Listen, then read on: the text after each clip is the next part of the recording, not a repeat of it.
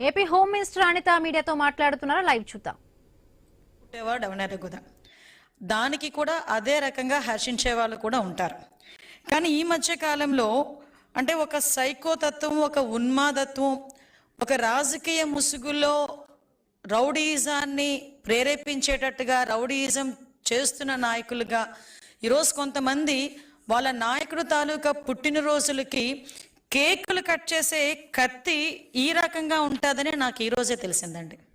Just ఒకసారి మీరు చూస్తే కేక్ కట్ చేసే కత్తి కొడవళ్ళు పెద్ద పెద్ద కత్తులు పట్టుకొని కేకులు కట్ చేస్తారు. ఇక్కడ ఒకసారి మీరు చూస్తే ఇక్కడ హ్యాపీ బర్త్డే జగన్ అన్న వైఎస్ఆర్ పార్టీ సంథింగ్ రాసి ఆ కత్తి చూసారా? ఈ కత్తి ఒక్కసారి కేక్ కట్ చేసుకునే కత్తి అండి. అది కేక్ ఇలాంటి కత్తులతో చూసి కేక్ కట్ చేస్తూ ఒక రకంగా చేయటం ఒక ఎత్తు అయితే, తిరిగి అదే కత్తితో జంతు బలి చేసి ఒక మూగజీవాల ఉసురు తీసుకోవటమే కాకుండా దాన్ని బేస్ చేసుకొని ఇలా రక్తాన్ని తీసుకెళ్ళి వాళ్ళ నాయకుడు తాలూకా ఫ్లెక్సీలో ఫోటోలకి అభిషేకాలు చేసి రప్పారప్పమని నరుకుతాం, 2029లో ఇదే రిపీట్ అవుద్ది అని చెప్పి స్లోగన్లు ఇచ్చుకునే పరిస్థితి. అంటే దీన్ని చూస్తూ ఉంటే మానవత్వం ఎటువైపు వెళ్ళిపోతుంది అన్నది ఒక పక్క అయితే, అంటే రాజకీయాన్ని అధికారం కోల్పోయిన తర్వాత కూడా రాజకీయ ముసుగులో రౌడీయిజం చేస్తూ ప్రజల్ని ఏ విధంగా భయభ్రాంతుల్ని చేస్తున్నారు అన్నది ఒక యాంగిల్ అయితే, రాష్ట్ర అభివృద్ధికి ఆటంకం కలిగించడానికి ఎంతవరకైనా దిగజారుతున్నారు, ఎంత నేరాలు చేయటానికైనా వీళ్ళు వెనకాడట్లేదు అన్న విషయాన్ని గురించి కూడా ప్రజలు అర్థం చేసుకోవాల్సిన అవసరం ఉంది.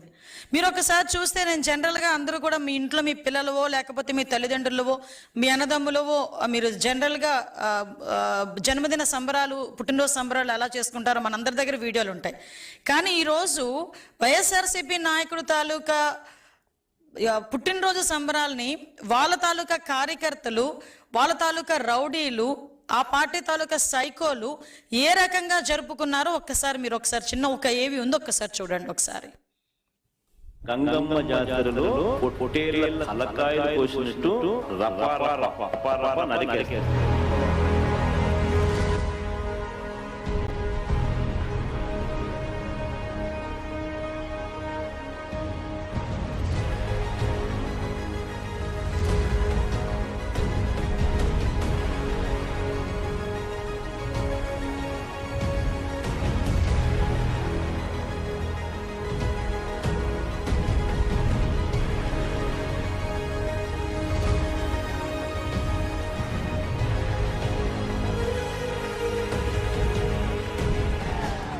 చూడండి, ఆ వెనకాతల వాళ్ళ నాయకుల తాలూకా ప్రోకింగ్ చూడండి ఒకసారి.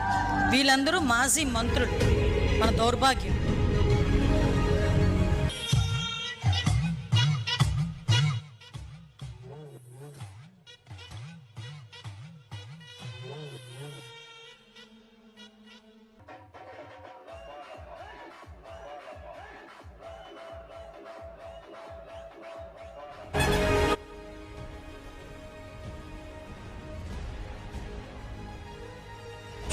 గర్భిణి మీద దాడి చూడండి, అందులో మాజీ మంత్రులు కూడా ఉన్నారు.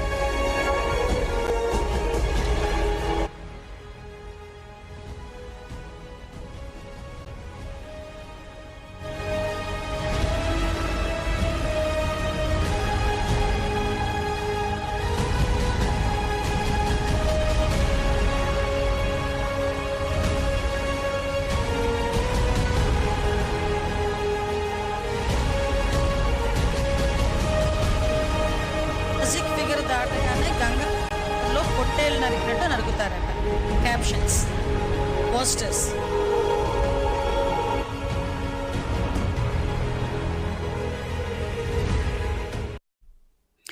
ఒకసారి చూస్తే ఏదో ఫ్యాక్షన్ సినిమా చూసినట్టుగా అనిపించింది లిటరల్లీ.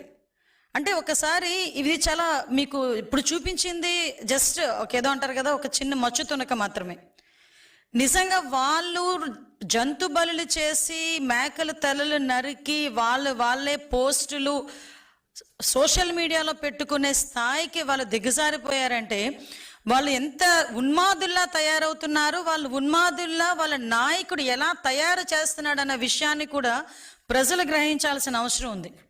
ఈరోజు మనం చూస్తానండి, కళ్యాణదుర్గం, ఉరవకొండ, సింగనమల, రాప్తాడు, కదిరి, పుట్టపర్తి, ధర్మవరం, కుప్పం, గోపాల్పురం, ఇలా కాన్స్టిట్యున్సీలు చూసుకుంటే ఇన్ని కాన్స్టిట్యున్సీల్లో అతని పుట్టినరోజుల సందర్భంగా జంతు బలులు చేసి వాటి తాలూకా మూగజీవాల తాలూకా ఉసురు తీసుకోవటమే కాకుండా ఇది తప్పు అని చెప్పిన వాళ్ళని కూడా తిరిగి వాళ్ళ మీద దాడి చేయటం. ఒక గర్భిణి అండి, నిజంగా గర్భం దాల్చారు అంటేనే ఆ కుటుంబంలోని ఆ ఆడబిడ్డని అపురూపంగా చూసుకుంటారు. ఎవరైనా కడుపుతో ఉన్న పిల్ల మనకి కనిపిస్తే బస్సులో కనిపించినా లేచి ఒక సీట్ ఇచ్చే సంస్కృతి. ఆ అమ్మాయి నుంచొని వెళ్తుంది అంటే అమ్మ ఓ దగ్గర కూర్చో అమ్మ అని ఆ గర్భిణీ స్త్రీకి గౌరవం ఇచ్చే పరిస్థితి. అటువంటి గర్భిణీ స్త్రీ అక్కడ బయట వాళ్ళ సంబరాలు చేసుకుంటూ ఇష్టానుసారంగా క్రాకర్స్ కాలుస్తూ ఉంటే ఆ అమ్మాయికి కొంచెం గాబరా అనిపించి కొంచెం దూరం వెళ్ళి మీ సంబరాలు చేసుకోండి అని చెప్తే కడుపు మీద కాలితో తన్నేడంత ఉన్మాదం ఉన్నదంటే ఈ రోజుకి ఆ నాయకుడు నోరిప్పట్లేదంటే జనాలకు ఎటువంటి మెసేజ్ వెళ్తుందో ఒక్కసారి ప్రజలు కూడా మనం ఆలోచించేసుకోవాల్సిన అవసరం ఉందండి. ఈరోజు ఎక్కడో ఏదో మారుమూల గ్రామంలో తెలుసో తెలియకో ఎవడో ఇలా నరికాడు, ఇలా చేసాడు అంటే మనం వాడు ఎందుకు చేశాడు అన్న దాని మీద ఎంక్వైరీ చేసుకోవచ్చు. కానీ చూస్తే సుమారుగా 10 నియోజకవర్గాలకి పైన ఈరోజు ఇదే పందాలో ఒకే రోజు ఒకే తరహాలో ఇలాగే జంతు బలులు ఇచ్చి రక్తాభిషేకాలు చేస్తూ ఉంటే ఇది వెనకాతల జగన్మోహన్ రెడ్డి దగ్గర నుంచి వచ్చిందా?